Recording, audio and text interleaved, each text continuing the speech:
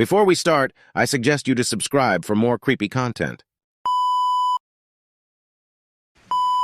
It was another late night, and I was in the midst of my solitary shift, working alone in this remote log cabin nestled deep within the woods. The only thing that kept me company was the radio.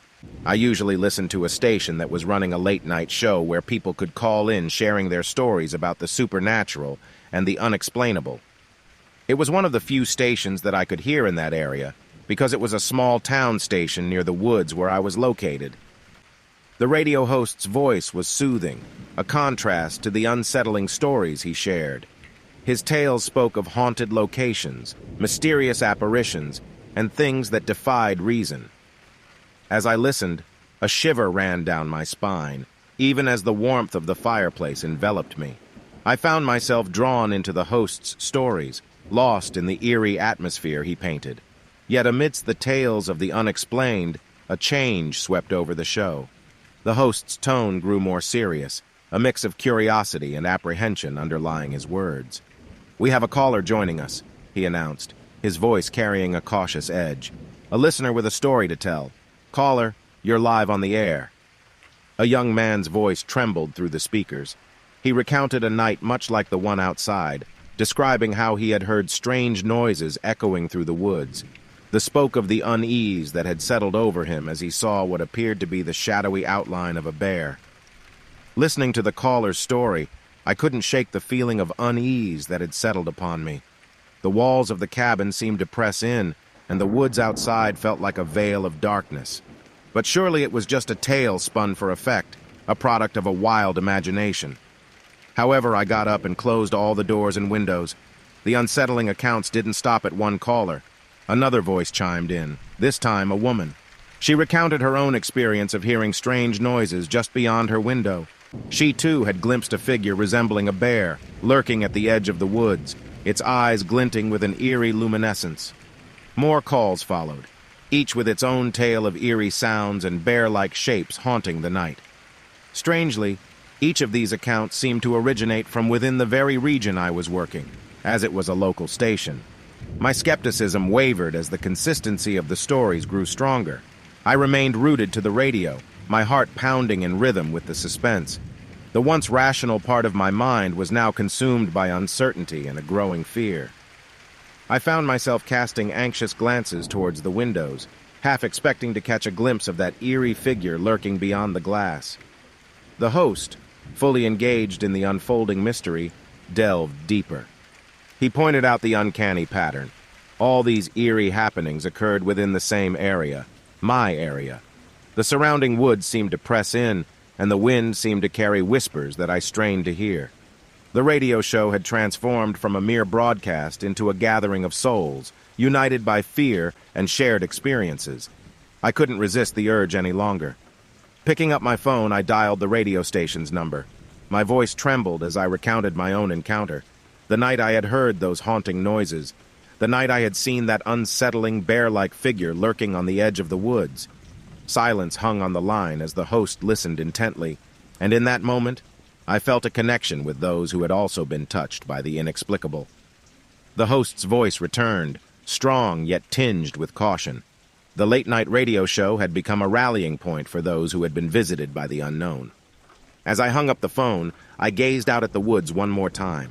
The moon bathed everything in an eerie glow, and the trees seemed to sway in time with the secrets they concealed. I was at home, getting ready for Halloween night. The air was crisp, and the decorations were up, pumpkins on the porch, cobwebs in the corners.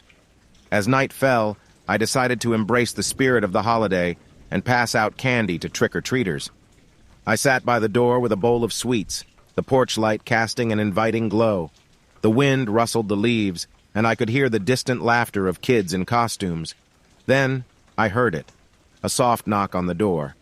I grinned, thinking the first trick-or-treater had arrived. I got up, opened the door, and there he stood, a person in a ghost face mask, the kind that you see in those horror movies. "Trick or treat," he said, his voice muffled by the mask. I chuckled and reached for the candy bowl. But as I glanced at him because he didn't have a bag for candy, just stood there in that eerie mask. I raised an eyebrow and tried to make light of it. "No bag for treats?" He didn't respond, just stared at me with those empty eye holes. I felt a shiver run down my spine, like I was being scrutinized by something beyond that mask. "Hang on," I said, trying to break the tension. "I'll get you a bag." I stepped inside to grab a spare candy bag, but when I turned around, he were gone. The porch was empty.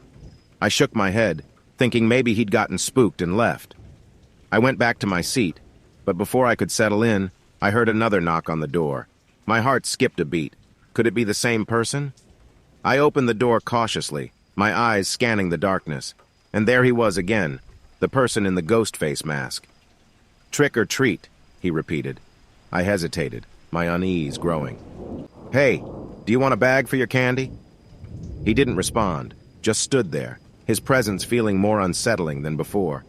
I handed him a candy bag, and he took it without a word, like a silent observer. I watched him go down the porch steps. I was on edge, my heart racing as I closed the door and locked it. Maybe it was just a weird prank, I tried to convince myself. As the night continued, I kept glancing out the window, half expecting to see that ghost face mask staring back at me. Every sound, every gust of wind had me jumping. I couldn't shake the feeling that I was being watched, that something was lurking just out of sight. Hours passed, and Halloween night quieted down. I was ready to put the strange encounter behind me. But then, just as I was getting ready to go to bed, I heard it, the sound of footsteps on the porch. I rushed to the door, my hands trembling. I flung open the door, and there he was again, the person in the ghost face mask. He was holding the candy bag, but it was empty, his gloved fingers gripping it tightly. "Trick or treat," he said, his voice colder than before. Fear gripped me, and I stumbled back, my mind racing with thoughts of danger. "Who are you? What do you want?" He didn't answer, just stood there, and then, without another word, he turned and walked away into the darkness. I slammed the door shut, my heart pounding so hard it hurt. I locked every door and window, trying to keep out the feeling of dread that had settled over me. Who was that person? What did he want? Halloween came and went, but the memory of that sinister trick-or-treater lingered. It happened to me and my buddies not too long ago. We decided to explore an old, abandoned mental hospital. It was the kind of adventure we thought would be cool, but trust me, it turned into something straight out of a nightmare. We were all about daring each other, so we figured exploring an abandoned mental hospital would be the ultimate thrill. We pushed open the creaky door, and the musty smell hit us like a punch. Our flashlights cut through the darkness, revealing long, empty hallways and the remnants of what used to be rooms. I'll admit, it was really disturbing, but we were young and fearless, or so we thought. As we wandered deeper into the hospital, the silence was deafening. The only sounds were our footsteps echoing against the grimy walls. I remember feeling this sense of unease, like we were intruding on something we shouldn't be. We found our way to a room that looked like it had been forgotten by time. In the corner there was an old projector covered in dust and cobwebs. It gave me the creeps, but my friends, they were all about checking it out. So we plugged it in and turned it on. The room was suddenly filled with flickering light, and images started to dance on the wall. But these weren't just any images. They were old videos of patients from back in the day, when the hospital was still in use. These patients, they had difficulties, you know. They moved around like they were lost in a world of their own. At first, it was unsettling. I mean, these people were suffering, and we were watching their pain on that wall. But then, something shifted. The images started to glitch, to warp, and it was like the patients were moving in ways that weren't possible, contorted, unnatural movements that made my stomach turn. I glanced at my friends, and their faces were pale, eyes wide with shock. We tried to turn off the projector, but it wouldn't respond. The images just kept playing, looping over and over, each time more distorted and disturbing than before. I can't even describe the horror of it. Those patients on the wall, they were moving like something was taking over them, something beyond their control. Their eyes seemed to pierce through the projector's light, locking onto us with a mix of agony and desperation. Fear gripped us, and we stumbled out of the room, our breaths coming out in shaky gasps.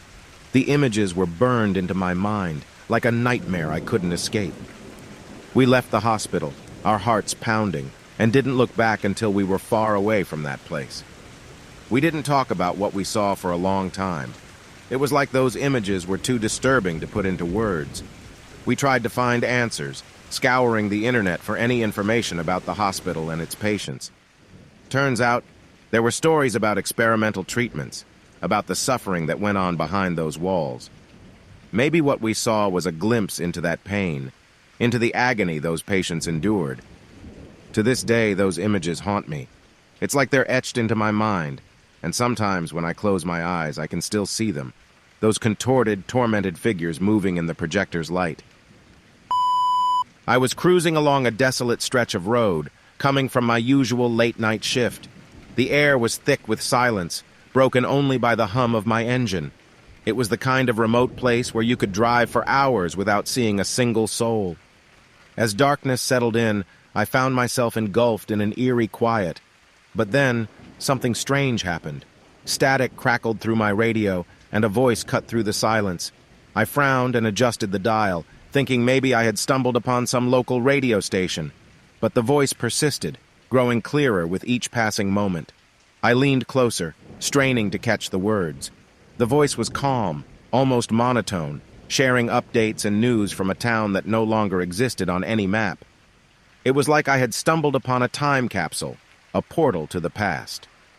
The broadcasts were mundane at first, like snippets from a forgotten era, as if they first aired 20 or 30 years ago.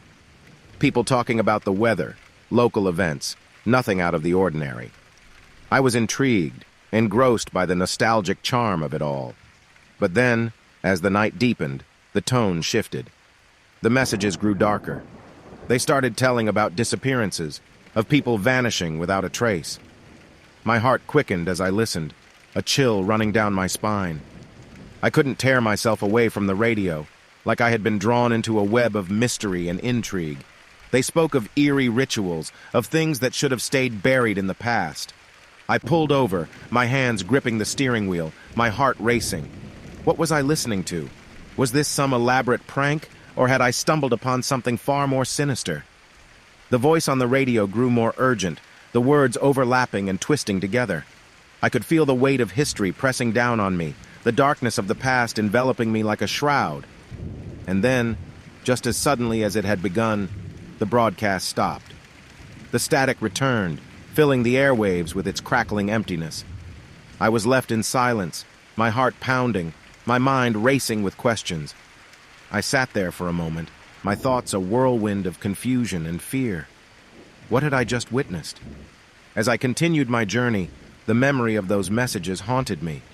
I couldn't shake off the feeling that I had witnessed something beyond explanation, something that defied logic and reason. I became obsessed with deciphering the mystery, with uncovering the truth behind those unsettling broadcasts. I scoured the internet for any information about the town, about its history and the disappearances it hinted at. But no matter how hard I searched, I came up empty-handed. It was as if the town had been wiped from existence. Months passed, and I found myself consumed by the mystery. I couldn't let go, couldn't shake off the feeling that I had stumbled upon something that wasn't meant for me to know.